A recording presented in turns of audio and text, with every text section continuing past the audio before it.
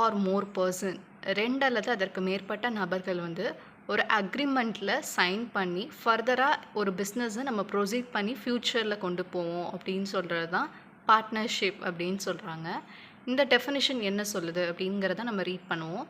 The Indian Partnership Act 1932 Section 4 defines partnership as the relation between persons who have agreed to share the profits of a business carried on by all or any of them acting for all.